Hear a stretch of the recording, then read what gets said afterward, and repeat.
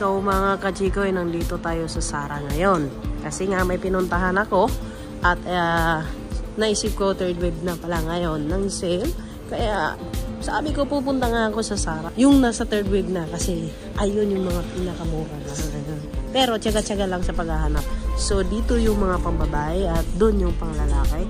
At siyempre nandun yung pangbata. So siyempre pupunta tayo dito sa panglalaki. Siyempre, alam nyo na, ang hirap naman ko sa pababae. At samahan nyo akong maghanap ng mga anong magugustuhan ko. Let's go! At lumipat nga pala ako dito sa pangbata mga kasikoy. Kasi nga, yung size ko pala, 14 lang pala yung size ko. At ito na nga ang aking mga napili mga kachikoy. Kumuha na pala ako ng mga iba't ibang kulay ng mga bonnet na ito para mag-terno sa aking mga jacket. At ayan mga kachikoy, mura lang yan ha. 2 euro na lang yan.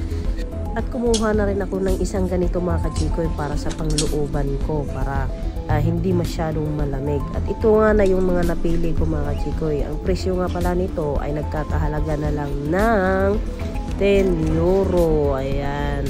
So, ito rin yung isa na nagustuhan ko na kulay puti. Yun nga.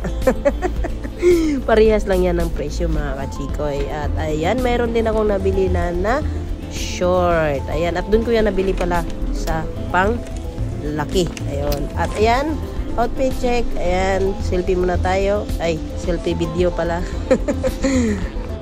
Ito na nga ang mga napili natin. So tara na at magbayad na tayo. Tayo na pupunta na sa counter. Nga, natapos na nga tayo nakapagbayad. Ayan. So ngayon pupuntahan na naman natin si Belle kung saan nga siya banda ngayon. Siyempre hanapin natin si Belle dito. Kasi nga, kaka-out lang pala niya sa trabaho. So alam na din, sa pangbabae talaga siya.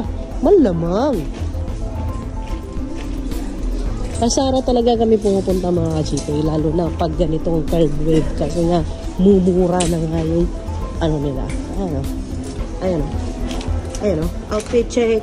Nagpilit talaga pa sa jacket na ganyan Ayan na si Belle. Kumusta girl? Madami na nakita? Pa.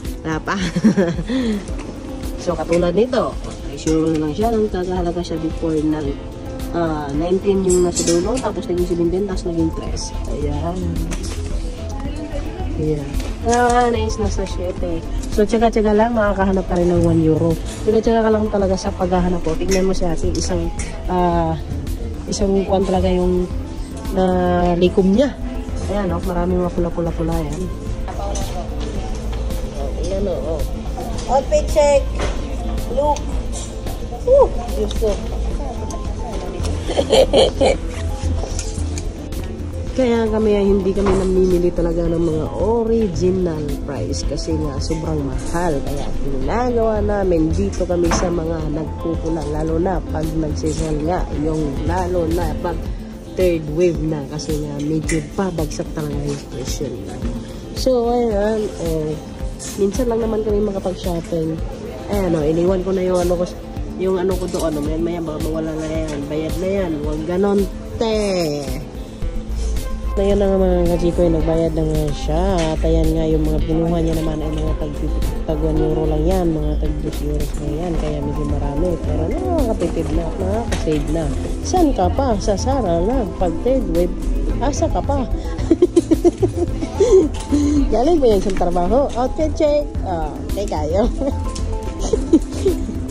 At ayun nga mga kachikoy, natapos na rin kami sa wakas. Ayan. Sumirit pa. So mga kachikoy, dito na magtatapos ang ating video. Thank you for watching mga kachikoy.